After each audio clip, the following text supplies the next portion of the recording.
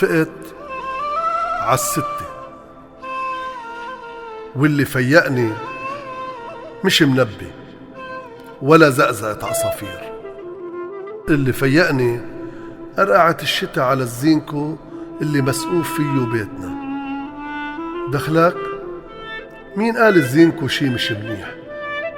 طيب أنا كنت أعرف إذا كانت الدنيا الصبح أو الظهر أو المساء من قدوحة الزينكو، وكنت أعرف كمان أحوال الطقس من القدوح.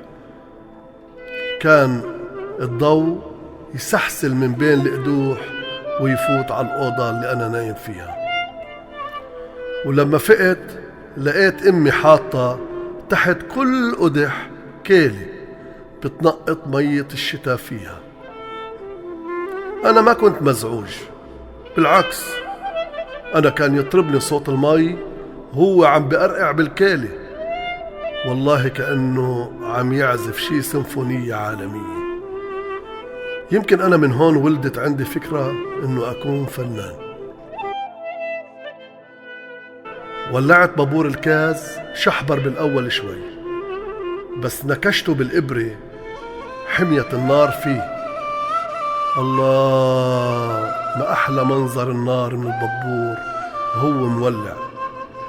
شفت فيه كل الألوان اللي الله خلقها، والله كأني عم بشوف قوس قزح.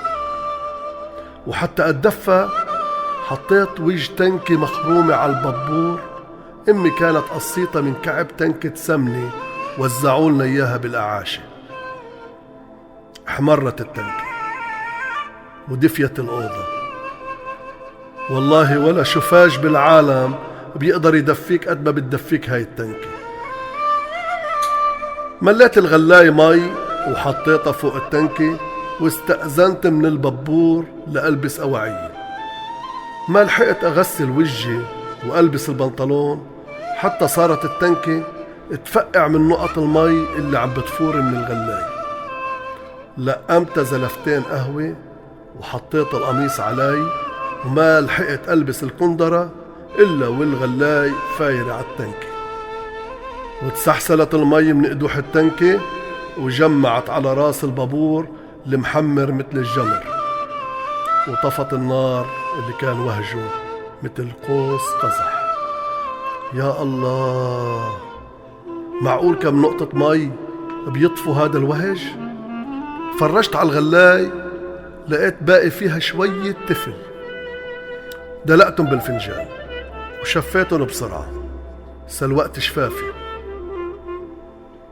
انتبهت انه هويتي الزرقاء كانت عم تلمع قدامي على الطاولة.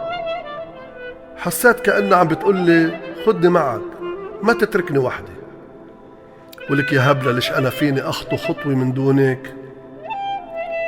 حملتها وحاولت أحطها بجيبة القميص، ما كانت تفوت. يا أخي الجيب صغيرة والهوية كبيرة، شو بدي أعمل؟ طويتها على طقين وفوتها بالجيبة. بعدين طلعت من البيت ومن دون شمسية. بصراحة ما كان عندي شمسية، وصرت أنط وأفشق وأتضارب زواريب المخيم حتى وصلت على الشارع. وقفت تحت بركية شي نص ساعة والهوا عم يصفق فيي. شوي وصلت البوسطة اللي ما بتوصلك إلا على الكولا، وأنا مشواري على الروشة على معهد الفنون الجميلة. حشرت حالي بالبوسطة، ولأنه مصرياتي على قدي أخذت كعابي من الكولا للروشة. وصلت على الجامعة، شفت أكتر من 100 شاب وصبية مجمعين. سألت ليه؟ شو في؟ قالوا لي هدول مثلك جايين يعملوا امتحان قبول لمعهد الفنون الجميلة. بس أنا بعرف إنه بدهم 20 تلميذ للمعهد. قلت أكيد ما إلي حظ. اجيت بدي أنسحب، بس حسمست على هويتي الزرقاء اللي موجودة بجيبتي الصغيرة. حسيتها عم بتقولي كمل، ما تخاف. كملت وعملت الامتحان وإيدي على قلبي. بس بعد أسبوع طلعت النتيجة، والمفاجأة إنه قريت اسمي بالمرتبة الأولى على 20 اللي اختاروهن للسنة. فكرت شوي، بعدين اكتشفت إنه بالرغم من الزينكو وبابور الكاز والكيلة والجيب الصغير اللي مساعة الهوية، لازم أوصل وأنجح وأتميز وأطلع الأول لأني فلسطيني.